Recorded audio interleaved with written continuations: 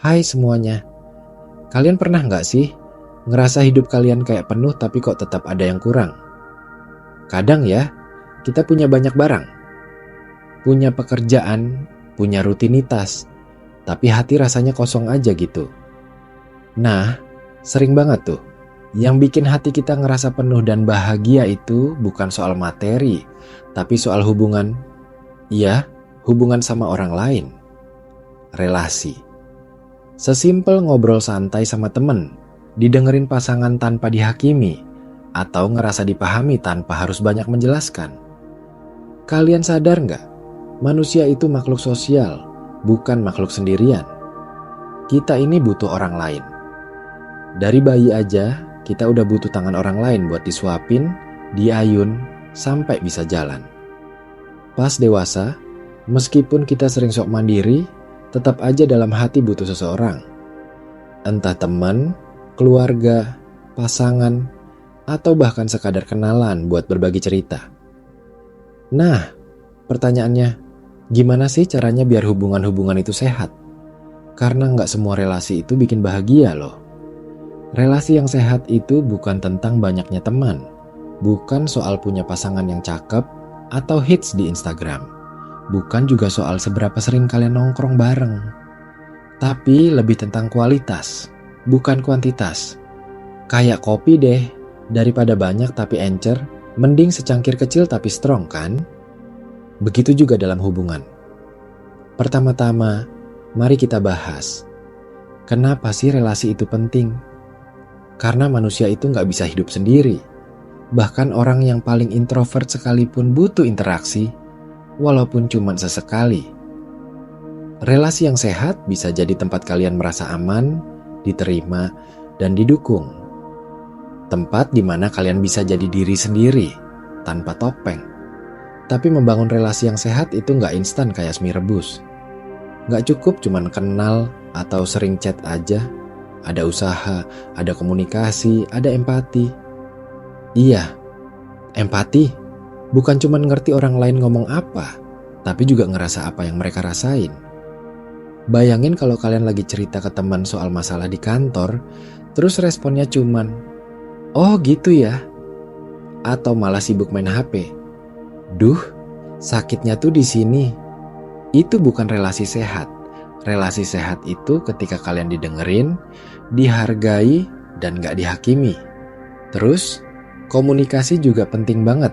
Kadang kita kira pasangan atau teman kita bisa baca pikiran, padahal ya mereka manusia, bukan cenayang. Komunikasi itu jembatan utama dalam hubungan. Kalian harus jujur, terbuka, dan belajar nyampein perasaan tanpa bikin drama. Jadi bukan marah-marah tanpa alasan, tapi ngobrol dengan kepala dingin. Relasi yang sehat juga tentang batasan. Kadang nih ya, kita terlalu sayang sampai lupa semua orang punya ruang pribadinya sendiri. Mau seakrab apapun, tetap harus ada batasan. Jangan sampai posesif atau terlalu mencampuri hidup orang lain. Bahkan dalam hubungan keluarga atau pacaran, kita tetap butuh ruang buat diri sendiri. Selain itu, relasi sehat juga butuh timbal balik. Jangan sampai kalian terus-terusan yang berkorban, sementara yang lain cuma nerima. Hubungan yang sehat itu kayak main ayunan. Ada naik, ada turun, ada tarik, ada lepas. Sama-sama memberi, sama-sama menerima. Dan satu lagi yang penting, self-love. Percaya atau enggak, hubungan kalian dengan diri sendiri itu fondasi dari semua hubungan lain. Kalau kalian enggak sayang sama diri sendiri, gimana bisa sehat dalam hubungan sama orang lain? Orang yang penuh luka, kalau nggak disembuhin dulu, malah bisa nyebarin luka ke orang lain. Jadi, sebelum kalian minta dicintai, pastikan kalian juga udah mencintai diri kalian sendiri. Terus, gimana kalau udah terlanjur ada di hubungan yang toksik? Nah, ini juga penting. Kadang kita bertahan dalam hubungan yang bikin stres cuma karena takut sendirian. Padahal, lebih baik sendiri tapi damai, daripada bareng tapi capek hati setiap hari. Berani keluar dari hubungan toksik itu bukan berarti kalian egois, tapi bentuk cinta ke diri sendiri. Sekarang bayangin, Kalian punya hubungan yang sehat. Bangun pagi dengan hati ringan, bisa ngobrol santai tanpa takut salah paham, bisa curhat tanpa takut dihina.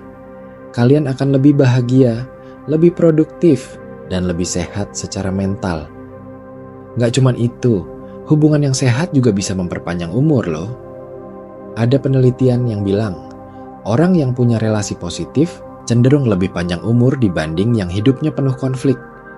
Jadi, mulailah bangun relasi yang sehat. Mulai dari komunikasi yang jujur, saling menghormati batasan, empati, dan pastinya self-love.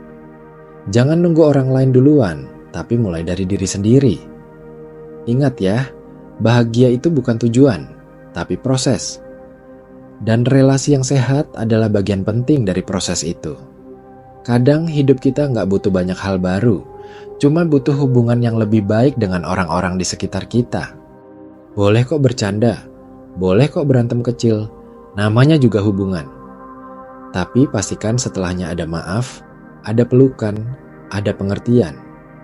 Karena sejatinya, relasi yang sehat itu bukan tentang nggak pernah ada masalah, tapi tentang gimana kalian nyelesain masalah itu bareng-bareng. Dan terakhir, jangan lupa, setiap orang yang hadir dalam hidup kalian itu punya peran. Ada yang datang buat ngasih pelajaran, ada yang buat nemenin perjalanan, dan ada juga yang sekadar numpang lewat. Tapi semua itu, kalau kalian jalani dengan hati yang terbuka dan pikiran yang bijak, akan bikin hidup kalian jauh lebih bermakna. Jadi, yuk, mulai dari sekarang, rawat hubungan kalian. Bangun komunikasi yang baik, hargai batasan orang lain, dan jangan lupa sayangi diri sendiri. Karena pada akhirnya, relasi yang sehat adalah salah satu kunci kebahagiaan dalam hidup kita. Dan percayalah, ketika hubungan kalian sehat, hidup pun akan terasa lebih ringan, lebih bermakna, dan pastinya lebih bahagia. Terima kasih udah mau dengerin obrolan santai saya kali ini. Semoga kalian bisa menemukan dan menjaga hubungan-hubungan yang membuat hati kalian penuh, bukan yang malah menguras tenaga dan perasaan. Sampai ketemu di obrolan santai selanjutnya ya.